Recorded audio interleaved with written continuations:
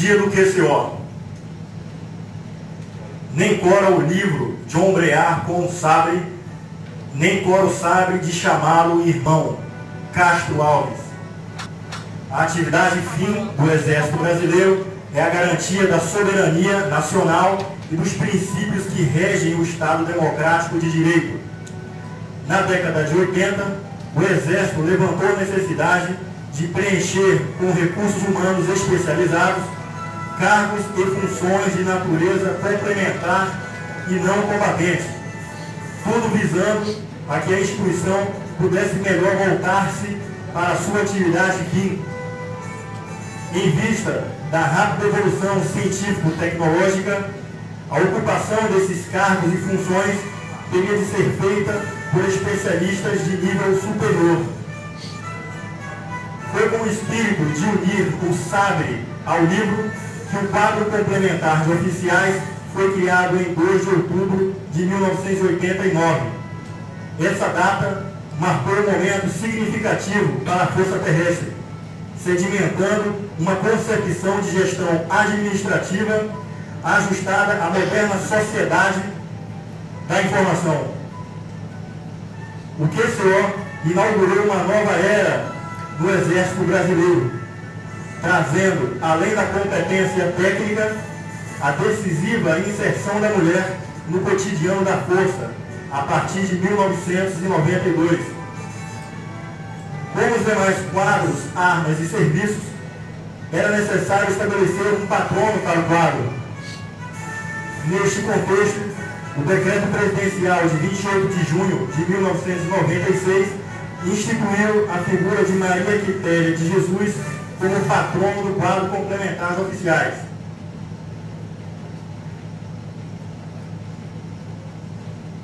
Personagem única na história do Brasil, alçou títulos memoráveis como Heroína da Independência e a Joana d'Arc brasileira.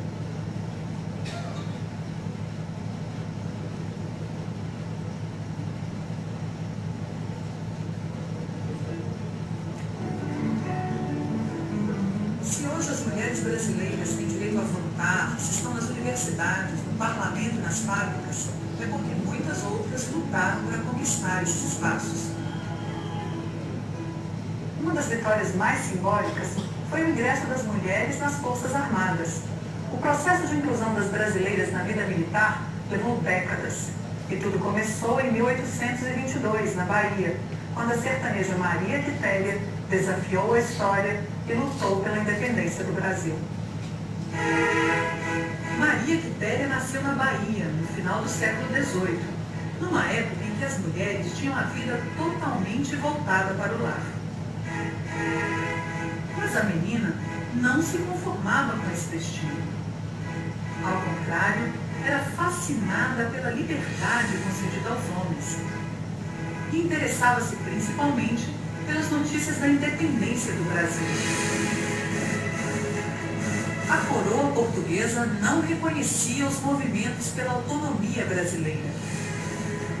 Quando o príncipe Pedro começou a atender aos apelos dos brasileiros, Dom João VI, seu pai, ordenou que ele retornasse imediatamente a Portugal, mas não obteve sucesso.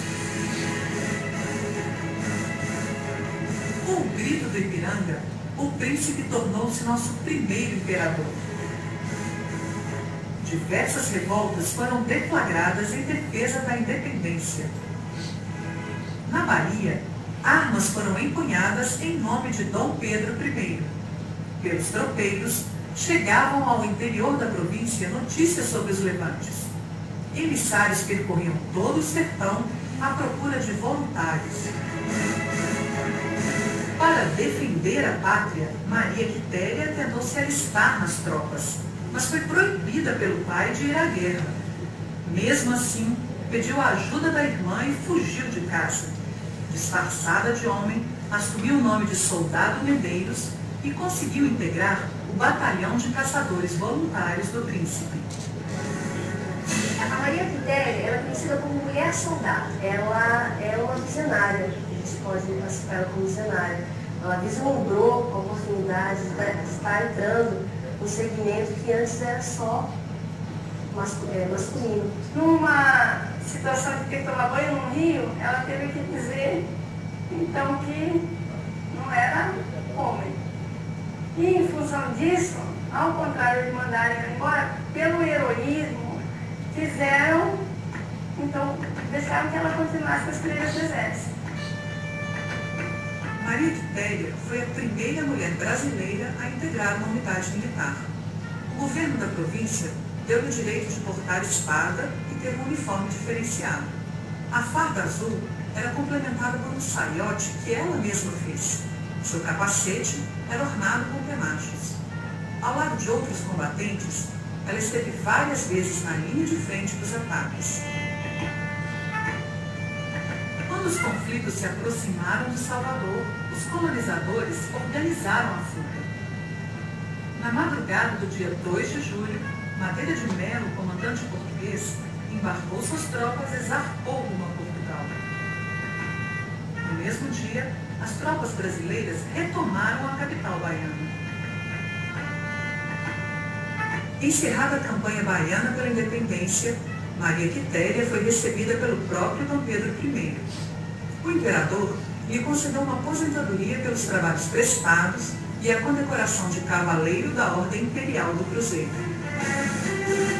Emancipava-se o Brasil e dava-se também um grande passo para a emancipação da mulher brasileira. A ousadia e o patriotismo de Maria Quitéria ainda hoje são admirados. Sua imagem está presente em todos os quartéis e repartições militares do Brasil, onde ela é reconhecida como patrona do quadro complementar de oficiais do Exército Brasileiro. Maria Quitéria é uma das construtoras do Brasil.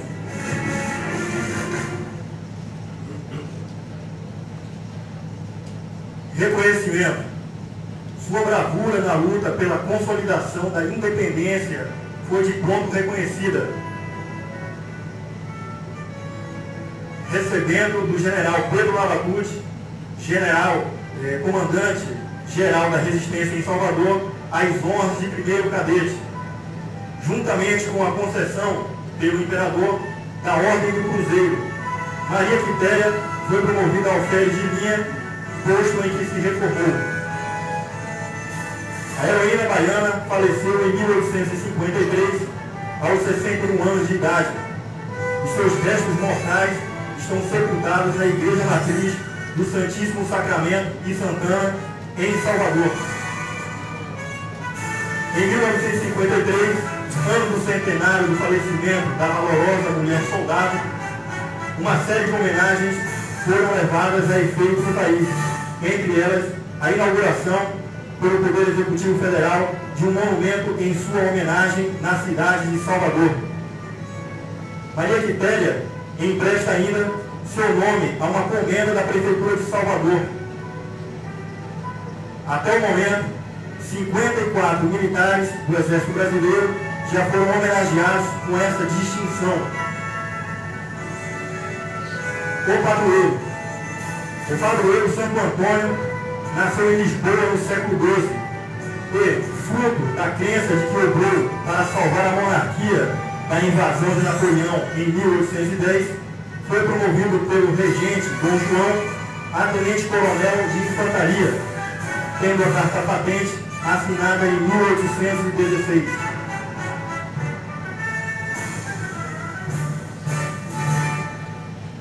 Ilustre mestre, professor e advogado, o tenente-coronel Santo é justamente cultuado como padroeiro do quadro complementar de oficiais. A escola. A transformação do acadêmico em oficial de carreira do Exército Brasileiro é conduzida há mais de 25 anos pela Escola de Formação Complementar do Exército.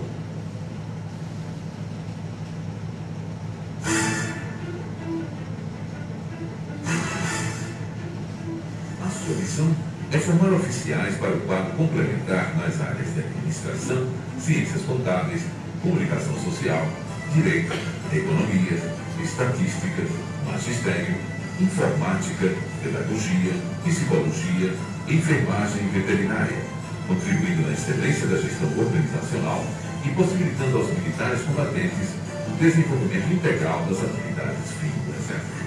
Nas 35 semanas de duração do curso de formação de oficiais, são desenvolvidas atividades diárias com o objetivo de aprimorar o adequado desempenho profissional militar.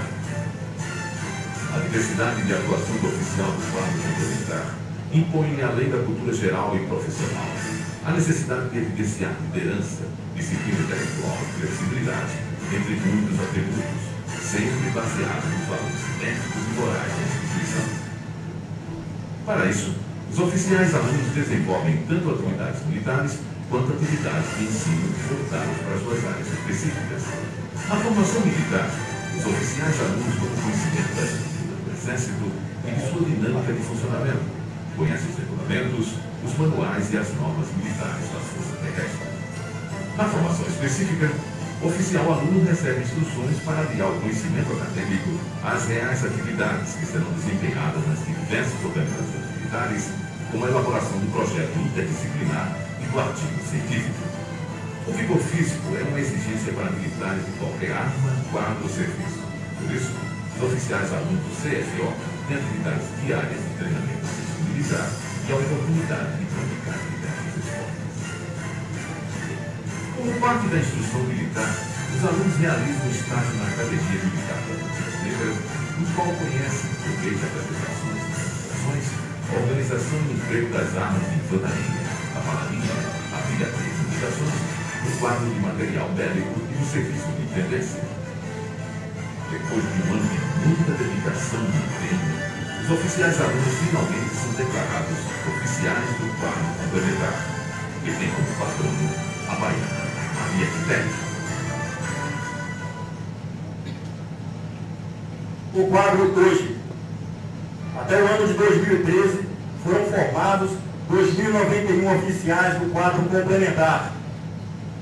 Atualmente, dos quase 18 mil oficiais de carreira do Exército, 1.989 são oficiais do QCO, restando ainda 1.151 claros do quadro a serem preenchidos. Em seus 25 anos de existência, o QCO se faz presente nos mais diversos escalões da nossa instituição, cabendo destaque no momento seu papel na missão das Nações Unidas para a estabilização do Haiti. O contingente brasileiro na MINUSTAH conta com cerca de 10 oficiais do QCO, das especialidades de Direito, Letras, Comunicações Sociais, Administração e Informática.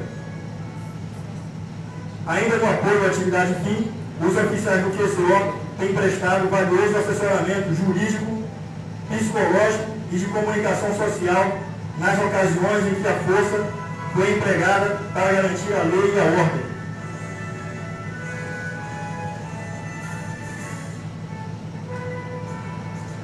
Neste dia em que comemoramos a data de criação do QCO, concitamos seus integrantes a seguirem o exemplo de Maria Quitéria, que, movida pelo sentimento patriótico, lutou bravamente pela independência do país.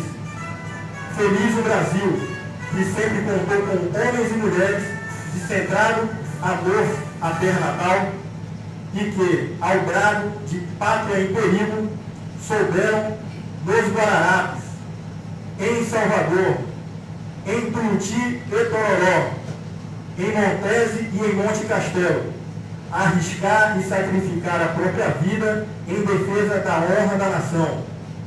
Desta forma, ao mesmo tempo em que nos voltamos para o passado para reverenciar a memória de Maria Quitéria, nossa heroína, hoje homenageamos os integrantes do QCO, desejando-lhe que, iluminados por Santo Antônio, continuem exercendo papel essencial no cumprimento da missão do Exército Brasileiro. Parabéns, integrantes do quadro complementar de oficiais.